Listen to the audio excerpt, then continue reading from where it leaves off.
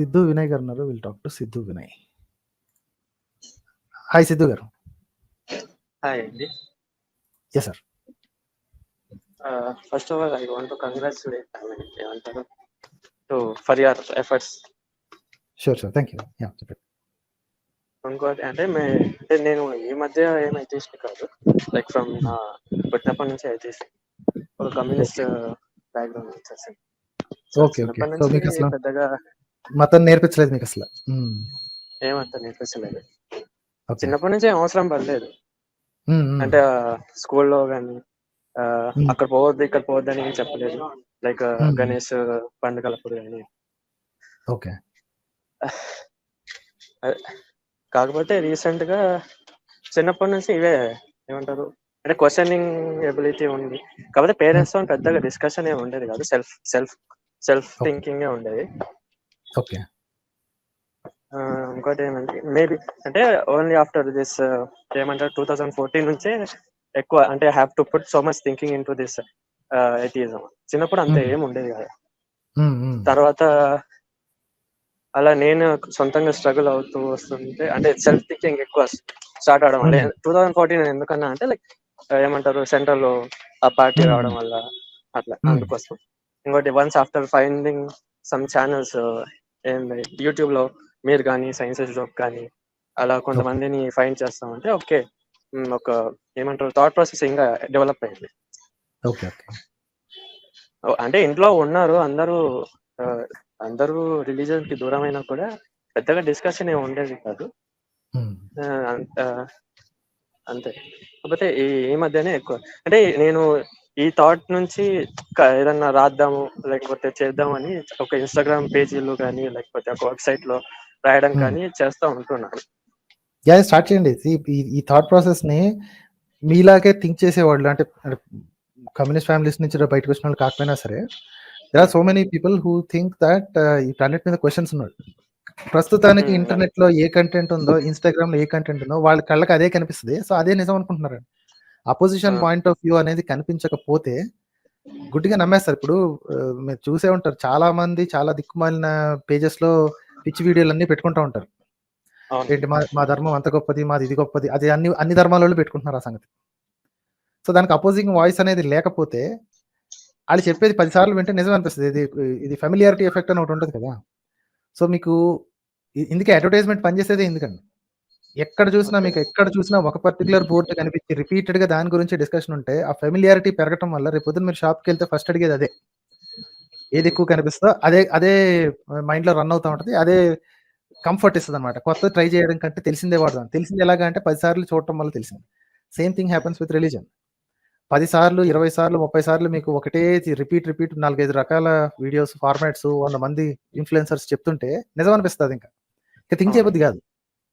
So కాబట్టి మీ opposition view కానీ మీ thought process కానీ you have to put it on Instagram అండి. ఫీచర్ వచ్చిన తర్వాత ఫ్రీడమ్ ఆఫ్ ఎక్స్ప్రెషన్ ఉన్నప్పుడే వాడుకోవాలండి. తర్వాత తీసేస్తే వాడుకోవడానికి ఉండదు. So please go head and me thoughts ఎలా ఉన్నా సరే షార్ట్ ఫార్మాట్ లో కానీ video format with in the friends group లో చేయడం అంటే with in the friends group లో క్వశ్చనింగ్ చేయడం లాంటి దగ్గర నుంచి అంటే మీలాంటి వాళ్ళు చూసి ఓకే మనం ఒక బిగ్గర్ ఆడియన్స్ లోకి వెళ్ళాలి అన్న ఒక ఇదితోని అంటే I'm not I can't claim my self writer అని అన్నాను, బట్ సెల్ఫ్ క్లెయిమింగ్ రైటర్ అని అనుకుంటాను. ప్రతి ఒక్కరికి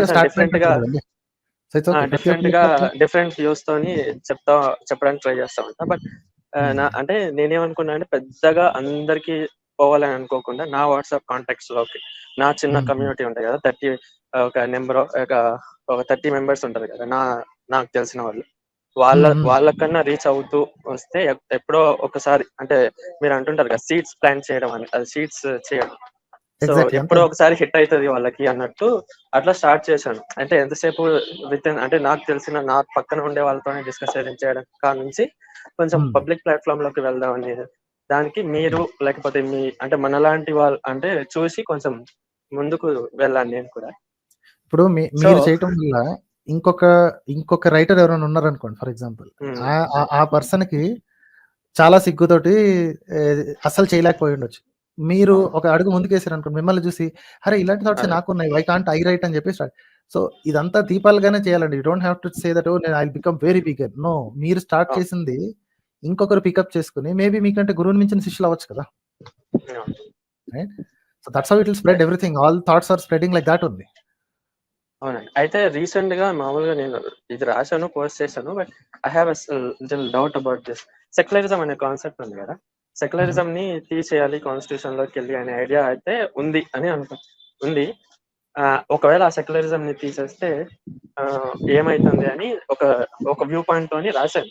కాకపోతే తర్వాత వచ్చిన నాకేందంటే సెక్యులరిజం అనేది కేవలం ఫార్ ఫ్రమ్ రిలీజియన్ అని అంటే యాంటీ రిలీజియస్ కాన్సెప్టేనా? లేకపోతే సెక్యులరిజం ఇస్ ఆల్సో అబౌట్ అంటే గివింగ్ ఆపర్చునిటీస్ ఫర్ ఎవరీ, అంటే చిన్న పెద్ద అని కాకుండా, మేల్ ఫీమేల్ అని కాకుండా, లేకపోతే చదువుకున్న వాళ్ళు రిచ్ పూర్ అని కాకుండా, అది కూడా సెక్యులరిజమేనా? అంటే సెక్యులర్ అంటే దాని డెఫినేషన్ లేదా దాని కామన్ యూసేజ్ ప్రకారం చూస్తే మతరహితమైన అనే ఐడియా వస్తుందండి. మతరహితము అంటే మతం should not be a discriminatory factor అని. అలాగని చెప్పి ఆడమగ డిస్క్రిమినేట్ చేయొచ్చా లేకపోతే ఇంకో రకంగా చేయొచ్చా? See there are some things you cannot call them discrimination. Okay. ఎలా అంటే పిల్లలు కంటం అనేది ఒక జెండర్ వల్లనే అవుతుంది. You cannot ask the other person to do it because it's biologically not possible. నువ్వు డిఫరెన్షియేషన్ చూపిస్తున్నావు అంటానికి లేదు. రైట్. మనుషులు తయారు చేసుకున్న చట్టాల్లో దానికి ఈక్వాలిటీ కావాలి అనటం సెక్యులరిజం యొక్క మైండ్ సెట్. ఫస్ట్ ప్రిన్సిపల్ సెక్యులరిజంకి ఏంటి అంటే మతరహితం. మతానికి అగైనెస్ట్ కాదండి. You have to be very very careful about it. మతానికి అగైనెస్ట్ కాదు సెక్యులర్ అనే వర్డ్ కానీ థాట్ ప్రాసెస్ కానీ. It's not against religion. Many religious people are seculars. Okay. వాళ్ళ ఉద్దేశం ఏంటి అంటే మతం is a private matter or at best it is a matter of a very small set of groups. Public sphere లో ప్రజల ముందు రోడ్ల మీదకి మిగతా ప్రజా జీవితంలోకి సంబంధం లేని విషయం మతం. ఇది సెక్యులరిస్ట్ యొక్క మైండ్ సెట్. సెక్యులర్ అనే పదానికి ఉన్న మీనింగ్ మతరహితం. రైట్. సో దానికి మీరు ఏదైనా యాడ్ చేయొచ్చండి. Other equalities you can add like ఏమిటది, లింగ వివక్ష ఉండకూడదు, ప్రాంత వివక్ష, భాషా వివక్ష ఉండకూడదు. ఇంకా అంటే కొన్నిట్లో వివక్ష తప్పని, అది వివక్ష అనడానికి కూడా వీల్లేదు. ఫర్ ఎగ్జాంపుల్ మిలిటరీలో 70 years old నన్ను తీసుకోవట్లేదు అని చెప్పి మీకు ఏజ్ రిలేటెడ్ డిస్క్రిమినేషన్ ఉంది అనడానికి లేదు అక్కడ. There is a requirement for the job. అది అక్కడ మీకు కులము మతము లాంటివి అడ్డం రాకూడదు. That is called secularism. కొన్ని పర్టికులర్ టాస్క్లకి if that task has most ఇది కాంబాట్ టాస్క్స్ కి ఆడమగ తేడా ఉండకూడదు. ఎందుకంటే it's a combat task, it's a ground task. Everybody should be able to do it. ఆడవాళ్ళు చేయడానికి వీల్లేదు, అట్లా చేయడానికి. So that is called discrimination. Right. కళ్ళకి ఏంటి 6 పవర్ ఉందనుకోండి, పెద్ద భూతద్దాలు లాంటి కళ్ళు ఉన్నాయి. So that is something that you have to deal with. నన్ను డిస్క్రిమినేట్ చేశారు, నన్ను పోలీసుల్లో తీసుకోవట్లేదు, నన్ను మిలిటరీలో తీసుకోవట్లేదు అంటానికి లేదు. ఆ జాబ్కి ఉన్న రిక్వైర్మెంట్ ఏంటంటే you cannot have that big power. చాలా తక్కువ లెవెల్లో, మేబీ ఎంతో కరెక్ట్ గుర్తులేదు, అండర్ 1.0 ఎంతో ఉండాలనుకుంటే power. Right. So that is a requirement of the job. అది దాన్ని డిస్క్రిమినేషన్ అంటానికి లేదండి. రైట్. సో మీరు రాసే దీంట్లో కూడా if you want to add that secular thought, equality without discrimination, equity are equality without discrimination. Secular అన్న పదాన్ని, ఒక వర్డ్ ని ప్రియాంబుల్ లోంచి తీసినంత మాత్రాన every other article in the entire constitution is completely painted with the word secular అండి. ఈ secular అన్న పదాన్ని తీయాలి లేదా సెక్యులరిజం అన్న కాన్సెప్ట్ ని తీయాలి అంటే you have to throw constitution away. Every article is built in that sense. అంటే if it quacks like a duck, if it walks like a duck, and if it smells like a duck, you call it a duck. Right. దానికి మీరు పేరు అంటించారా లేదా, దానికి name tag ఇచ్చారా లేదా, అది చేసే పనులన్నీ బాతులాగే ఉంటాయి. You have to call it a duck కదా. అదే పని వాళ్ళు చేశారు. మొత్తం కాన్స్టిట్యూషన్ అంతా it is built on equality, equity, no discrimination, everybody is equal అనే కాన్సెప్ట్. ఈ మాటలన్నిటికీ అర్థం ఏమొస్తుంది అంటే మతరహితం, ఎవరికి ఎక్కువ బెనిఫిట్స్ లేవు, ఎవరికి స్పెషల్ బెనిఫిట్స్ లేవు, తక్కువ బెనిఫిట్స్ లేవు అని అనుకున్నప్పుడు now what is this? This is called secular. మతరహితం. ద ఫస్ట్ థింగ్ ఇస్ మతరహితం. థ్యాంక్స్ లాట్ అండి సిద్ధు గారు.